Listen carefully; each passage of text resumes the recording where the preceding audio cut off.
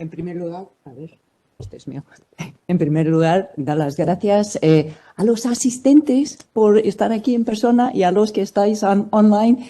No os vemos, apenas hoy sentimos, pero sabemos que estáis allí y mi esperanza es que a todos estos jóvenes investigadores, que prefiero la frase en inglés que es emerging scholars, por lo tanto, no va con tu edad, sino que tu manera de que estáis llegando a la investigación, pues espero que estáis aprovechando mucho porque estamos aquí por vosotros. He puesto el título con un poco de ironía, porque elaborar una propuesta de investigación no es nada sencillo. He puesto 5 pasos, pero vais a ver que están muy comprimidos. Primero, hay que desarrollar una pregunta original que refleja las inquietudes de un individuo. Por eso estoy hablando en singular. Son tus preguntas, tus inquietudes, tus ideas que tienen que saltar primero. Esto es algo que cuando estamos pensando en grande, siempre estamos pensando, si va a gustar, da igual. Si es algo que yo quiero preguntar, eso es lo que va a contribuir a la originalidad. Y ayuda a contestar al factor en inglés, so what? Si me dices, tengo una idea de que en la Edad Media hubo más involucramiento de las mujeres de lo que estamos contando en las clases. Y la pregunta es, ok, so what? Pues con eso lo que voy a hacer es dar una vuelta a la historia del arte medieval. Ah, pues entonces esto sí que tiene impacto. Por lo tanto, empiezas de algo que es una observación propia y lo conviertes en algo que realmente contribuye, como había dicho Antonio, a ese diálogo entre investigadores. En mi caso, esa fue la pregunta, que las mujeres realmente no están muy presentes en lo que contamos sobre la Edad Media. Contamos lo que están haciendo los hombres y luego hay mucho anonimato. Una parte de mi pregunta era si las mujeres no son esas personas anónimas. Desde la European Research Council han pensado que sí que es una buena pregunta y conseguí el primer starting grant en Historia del Arte en este país. Y voy a dar unos ejemplos porque otra de las cosas que hay que hacer en la propuesta es poner ejemplos concretos que ayuden a cualquier evaluador a entender tu perspectiva. Aquí tenemos 2 pilas bautismales que están en el Museo Arqueológico Nacional, los 2 del siglo XII. Uno tiene una inscripción, Pedro me hizo. El otro, Juan y María hicieron esta obra. El verbo es lo mismo. ¿Cómo se traducen en el museo estas 2 inscripciones?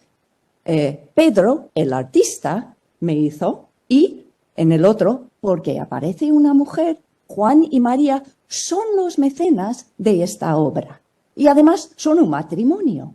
Mira lo que sacamos de inscripciones que apenas dicen nada. Utilizan el verbo facere, hacer. Pues lo que contribuyó al título de mi proyecto es esta palabra hacer. ¿Qué entendían en la Edad Media por hacer y en qué lo hemos convertido cuando mal traducimos frases sencillas? Por ejemplo, Elvira Sánchez hizo esto y en la misma inscripción Jimeno hizo y esculpió este pórtico. Elvira Sánchez, que tiene apellido, debe ser una mujer pudiente. Jimeno no tiene apellido y sabemos que hizo y esculpió. Pero los investigadores de historia del arte medieval siempre habían dicho como separando lo que es mecenazgo de hacer con las manos. Y lo que yo propuse en mi proyecto es que estamos haciendo mal la pregunta. No es artista o mecenas, es cómo entender hacer. Segundo, redactar con muchísimo tiempo la propuesta. Y hay que esforzarse en, primero, saber que se adecua perfectamente a la convocatoria porque todos son diferentes. Algunos tienen requerimientos que dices, bueno, lo mío no va con eso. Pues no te presentes. Te presentas a algo que dices, este es lo que se me adecua perfectamente. Hay que esforzarse también por escribir con claridad. Nada de jerga, nada de floripondios, no. Tiene que ser con una claridad para que se lea de seguida y que uno quiere leer más. Os animo también a pensar mucho en la primera frase, de captar el interés inmediatamente y acabar con una frase que se queda en la mente. La frase mía para acabar fue algo así como, pues así con esto, no me acuerdo y fue en inglés y no vamos a pasar más tiempo en eso. Pero os doy unos ejemplos más de estas mujeres y cómo yo tenía que explicar a alguien no necesariamente de medieval, porque muchas veces los que van a leer vuestras propuestas no son de vuestros campos. Entonces, ¿cómo explicar que esta Guda, que se llama a sí misma pecadora y mujer, escribió y pintó este libro? ¿Qué podemos aprender de esta imagen que mal se ve aquí, pero en el ordenador fenomenal?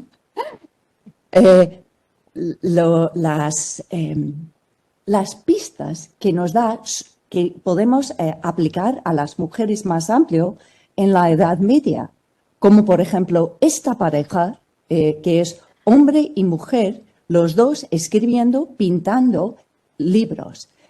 Sabemos que ellos eran iluminadores de manuscritos y quizá sabemos quiénes son, Jean y Richard de Montbaston. Como dijeron Richard y Mary Rouse, que estudiaron estas obras, no sabríamos nada de Jean si no fuera porque Richard murió antes. Y cuando se murió, ella entonces empezó a hacer los papeles de lo que fue el workshop de ambos de antes. Si ella hubiera muerto antes, no sabríamos absolutamente nada de ella. O sea, hay que buscar en las imágenes lo que a veces está invisible en las fuentes escritas. Con esto también, y enlazando con tus inquietudes, tienes que poder demostrar que has hecho algo que te posibilita hacer algo más ambicioso.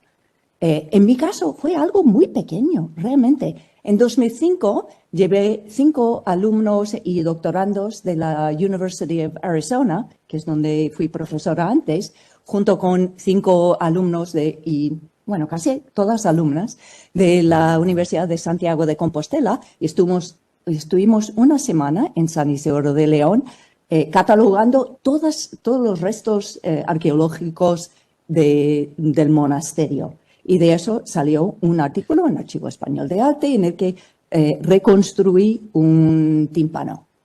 Eso es muy pequeño, es una semana, son 10 alumnos. Pero al poder poner eso en mi propuesta ERC, he podido decir, miren lo que hice a pequeña escala, ahora me lanzo a algo mayor.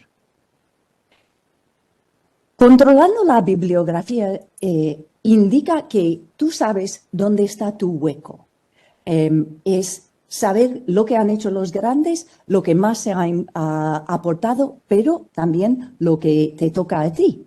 En mi caso, hay muchísimo que se ha escrito sobre las mujeres mecenas, con inscripciones como esta. La reina Gisela hizo fabricar esta cruz. Hizo fabricar en vez de hizo. Entonces, claro, es muy fácil decir, ella es la mecenas, ella lo pagó. ¿Qué hacemos con una cruz como esta que está en el Metropolitan?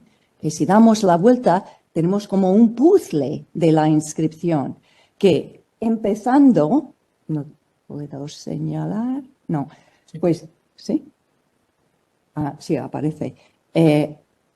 La inscripción empieza aquí, de izquierda a derecha, aquí, de arriba a abajo, aquí, de izquierda a derecha y aquí, de abajo a arriba.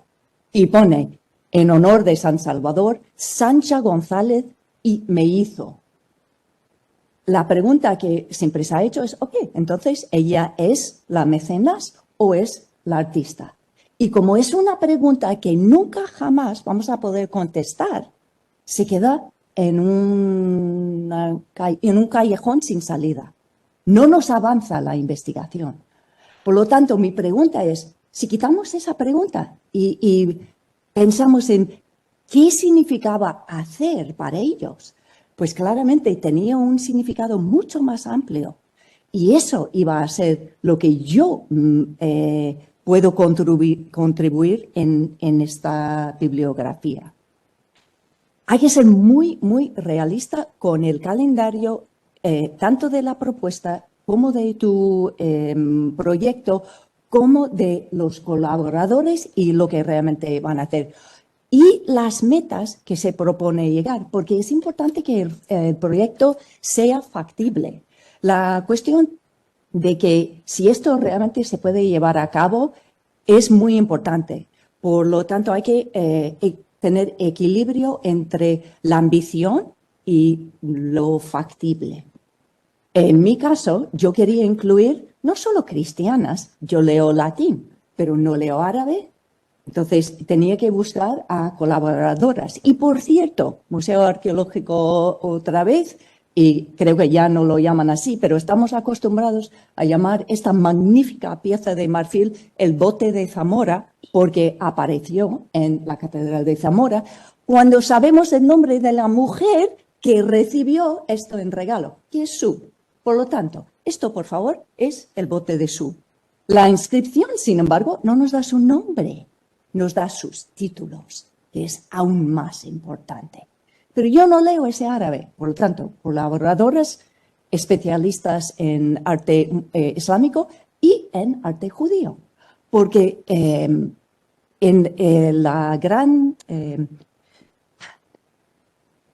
los libros de Haggadot, que son de oraciones de los judíos, tenemos imágenes así con mujeres con los libros que están formando parte de esta lectura de la Pascua judía. Pero en ninguna Haggadah hay colofón. No hay uno solo que pone nombre de mecenas, nombre de persona que lo hizo. Pero sabemos que las mujeres las utilizaban. Entonces, todo eso formaba parte de mi pregunta y mis necesidades de contar con especialistas en lenguas que no tengo. El número 3 es lo más fácil. Fecha de entrega, entregarlo la víspera.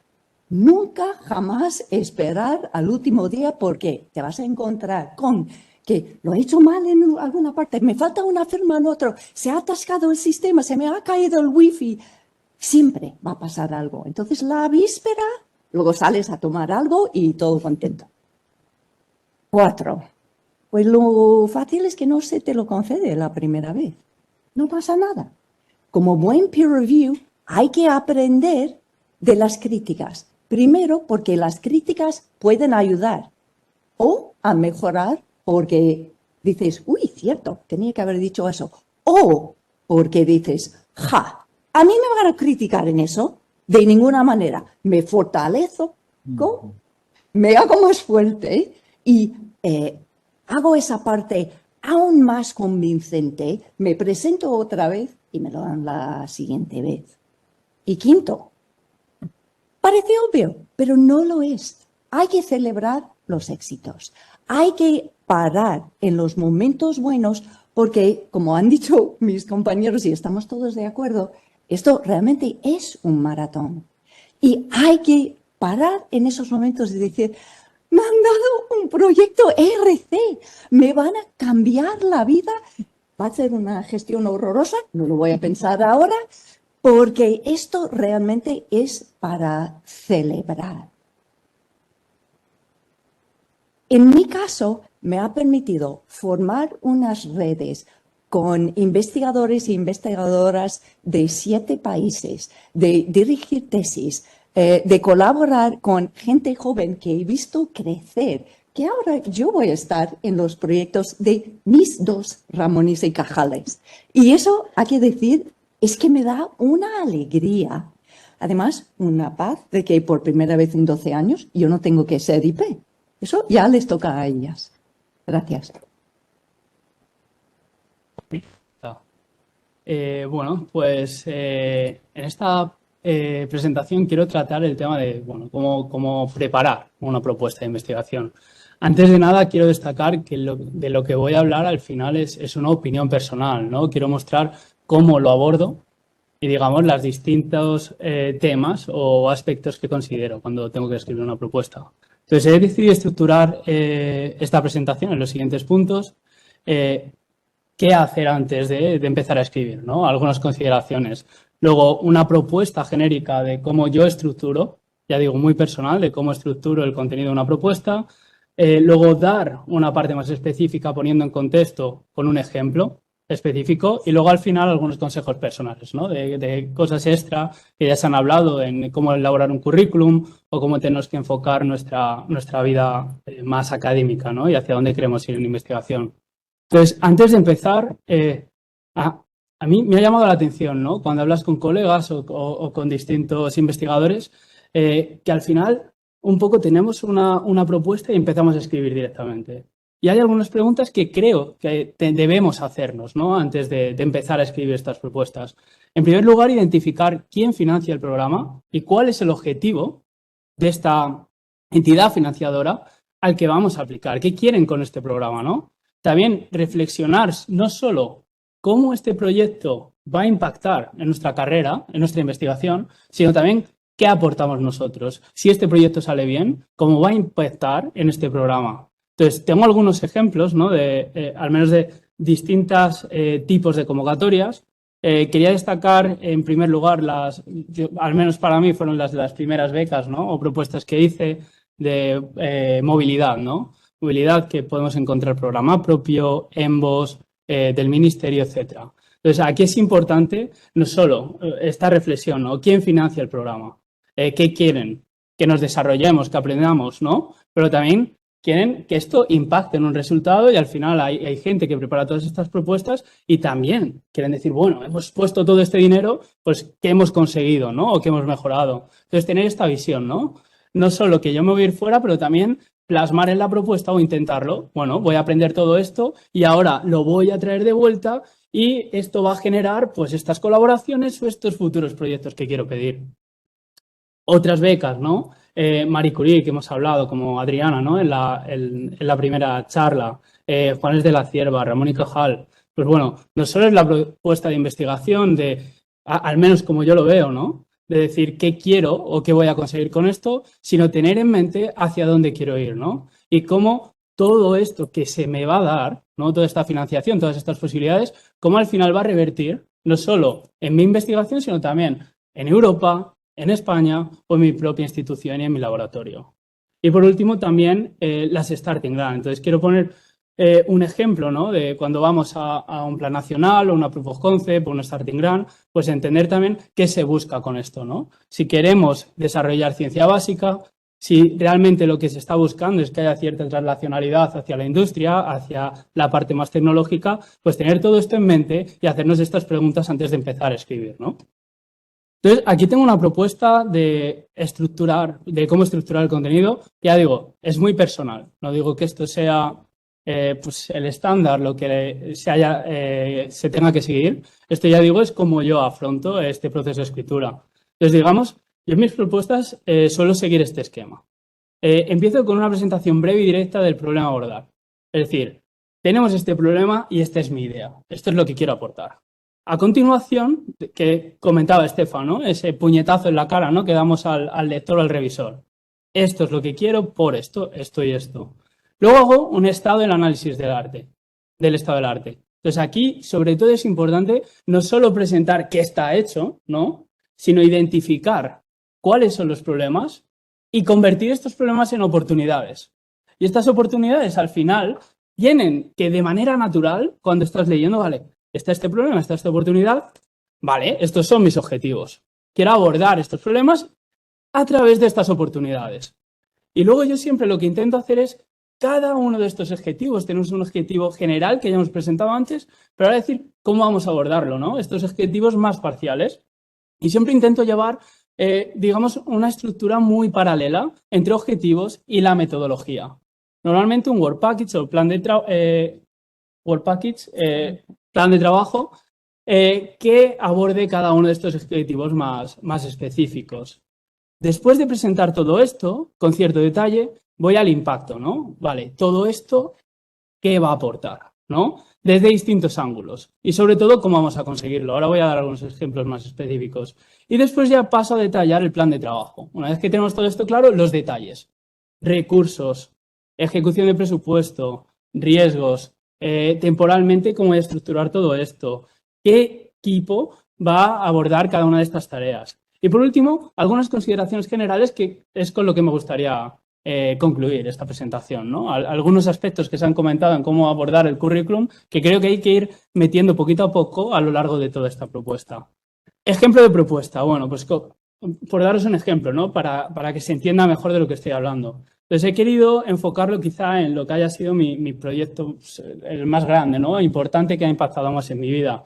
Es esta Starting Ground, en el que básicamente hay una mezcla de esta interdisciplinaridad donde se mezclaba pues, parte de desarrollo de materiales, parte de teorías computacionales, mecánicas, etcétera, con también la parte biológica.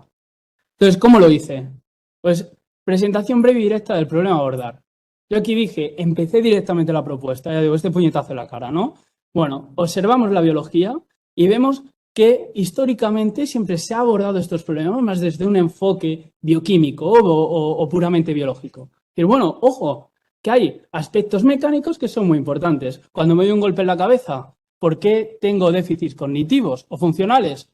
Hay una carga mecánica, hay una deformación física que da lugar a alteraciones, ¿no? En toda esta parte de electrofisiológica, en el cáncer, cómo interviene todo este entorno del tumor o las propias interacciones mecánicas entre células, ¿no? Es un problema que si somos capaces de entender, pues nos puede abrir nuevas vías, ¿no? Nuevas oportunidades. Y por otro lado, ¿qué ocurre? Que no es tan fácil evaluar todo esto, ¿no? Entonces, está cómo abordamos todo esto, qué metodologías tenemos. Y aquí la solución, de forma directa. Lo que estoy proponiendo son materiales inteligentes que yo voy a controlar todo este entorno mecánico a través de campos magnéticos y voy a ser capaz de determinar y controlar todo este entorno mecánico mientras yo lo evalúo en el laboratorio. Entonces, ahí está el problema y la idea. En segundo lugar, análisis del estado del arte, pues todo lo que se ha hecho. A nivel de la parte más de oncología o de traumatismo cerebral, cuáles son las células que están encargadas de todo esto, qué se ha estudiado, cuáles son los problemas, cuáles son las oportunidades y qué se sabe y qué no se sabe.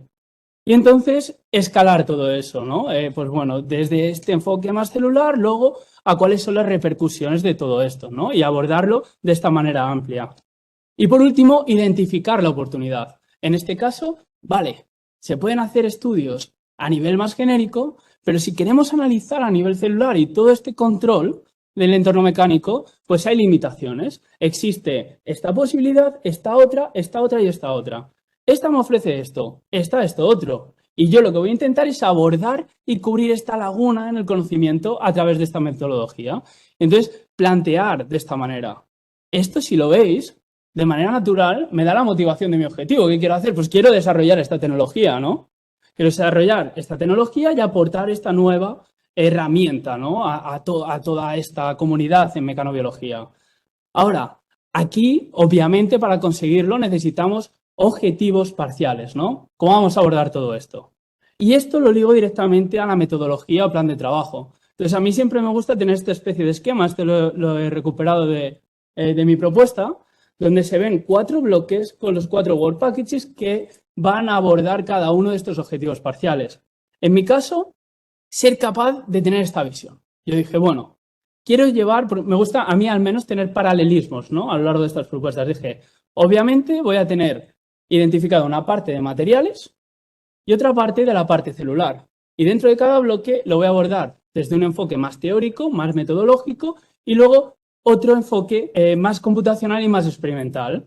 Entonces, pues aquí es cómo integras todo esto y cuál es, toda la línea, ¿no?, del discurso, de cómo lo vamos a abordar y cómo van a estar interaccionando los unos con los otros. Vale, luego, a partir de esto, el impacto esperado del proyecto. Entonces, de manera muy rápida, abordar desde los distintos enfoques, científico-técnico, socioeconómico, pero también cómo impactar a mi carrera, a mi grupo y a mi institución. Además, no solamente tenemos que decir cómo va a impactar todo esto, pero también cómo lo vamos a hacer notar, ¿no? En difusión. Pues decir, la parte científico-técnica, pues quiero publicar todo esto, revistas científicas. No solo decir eso, voy a decir, pues mira, de mi Work Package One tengo esto, esto y esto que creo que podrían encajar en este tipo de revistas y que puede tener este tipo de impacto, esto otro en estas otras. Conferencias. Además, hemos hablado, transferencia tecnológica a empresas.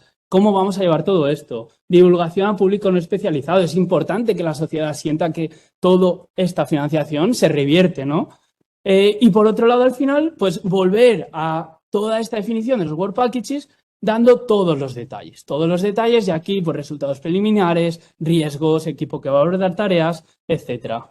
Y creo que me estoy pasando de tiempo, entonces quiero volver a mi último slide con mi reflexión, que esta, de hecho, la tengo rescatada de alguna otra ponencia que he dado. Creo que es importante hacer un análisis, 2 puntos clave. Identificar ventajas competitivas de mi expertise. ¿Por qué este proyecto?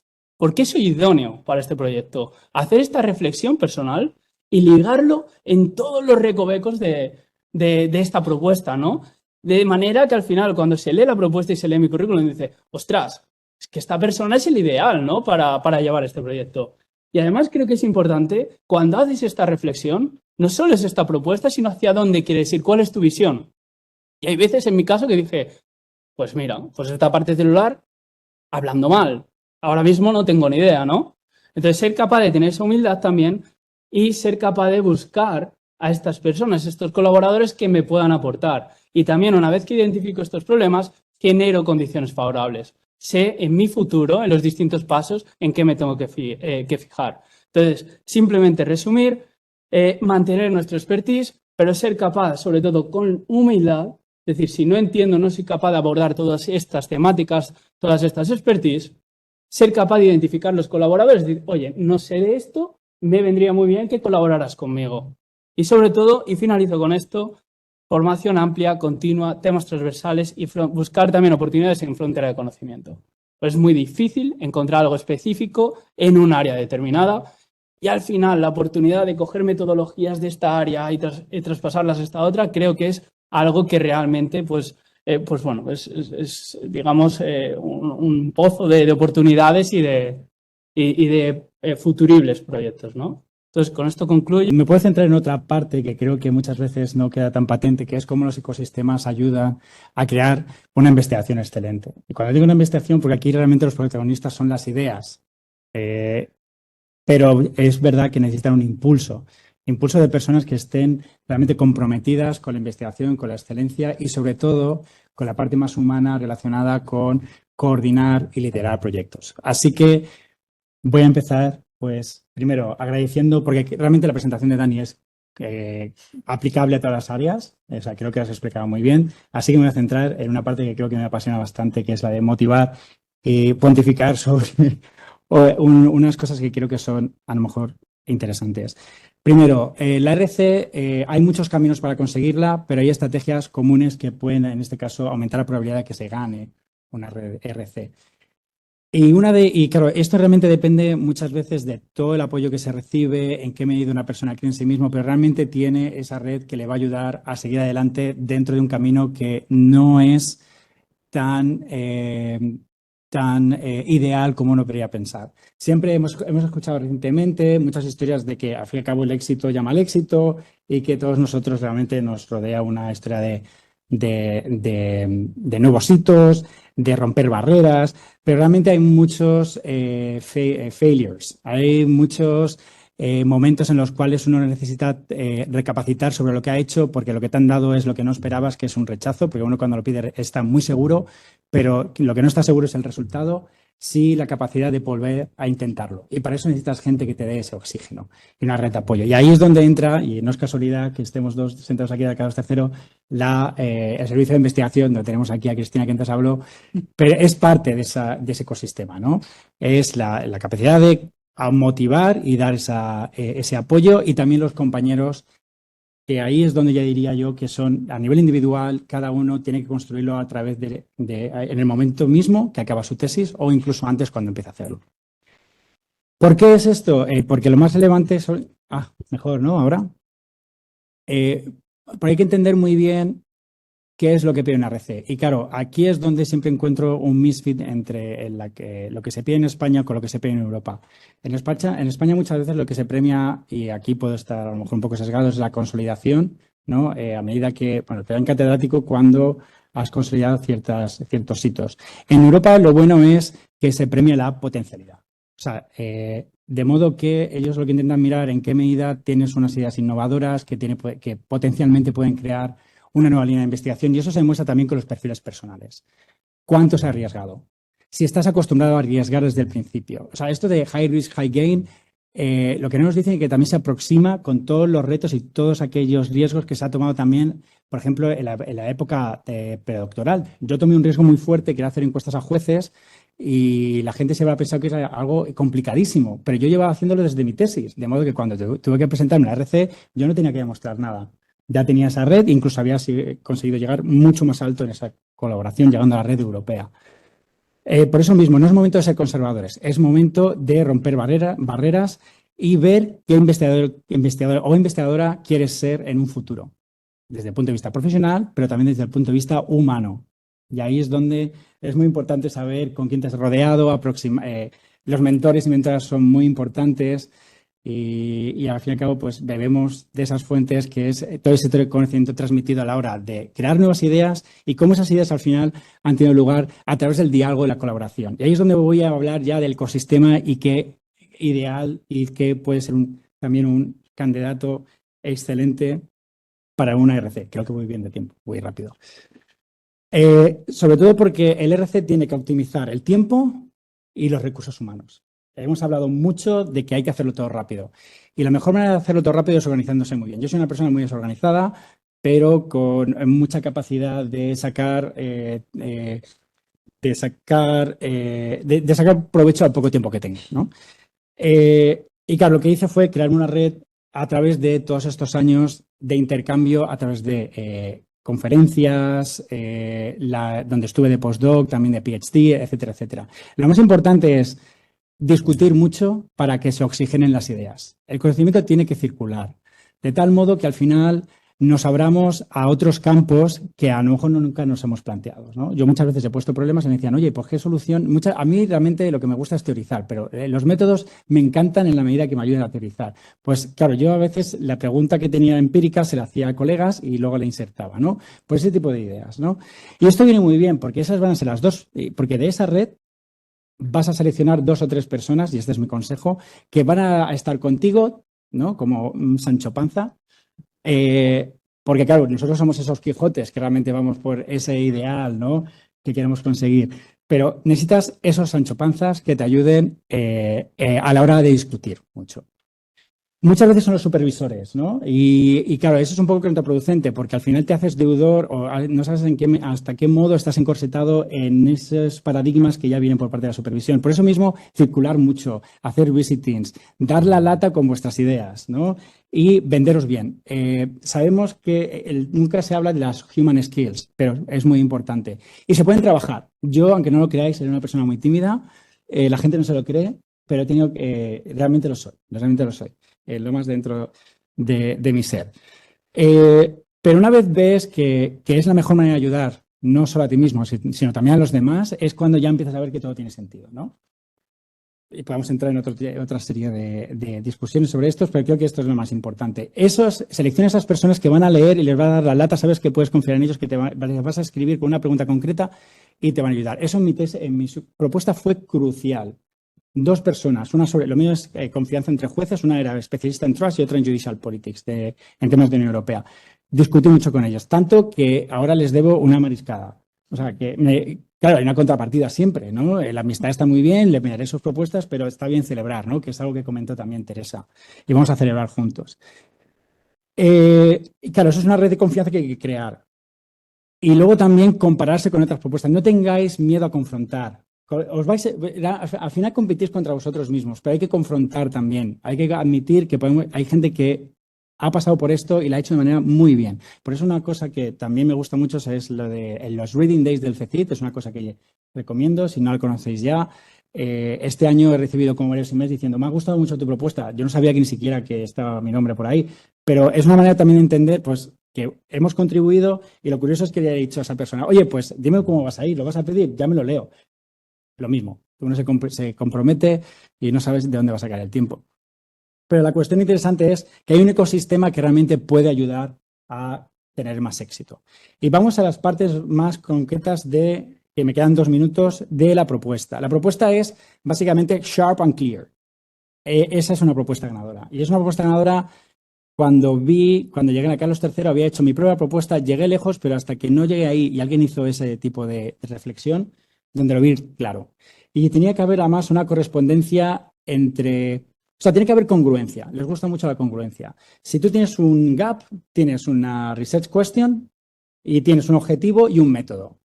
Y todo eso para los distintos Work Packages. Y luego además que todos hablen entre sí. Si no, ahí no va sentido. Si al final los bloques están desconectados, tienen que ver que hay una narrativa. Cuando hemos hablado de la narrativa del currículum, es muy importante, pero la narrativa del proyecto también lo es. Porque así es donde vais a convencer también a los investigadores, la gente que no está convencida y también a las instituciones, porque ahí es donde llegas a un problema que hay que solucionar, que muy bien ha comentado mi amigo Daniel. Porque hay una cosa que creo que también es fundamental y siempre hay un debate de temas de interdisciplinariedad. ¿Es bueno, es malo? Como ya he dicho antes, hay muchos caminos para llegar. Muchas veces la estrategia conservadora es mantenerte en una disciplina e innovar con métodos.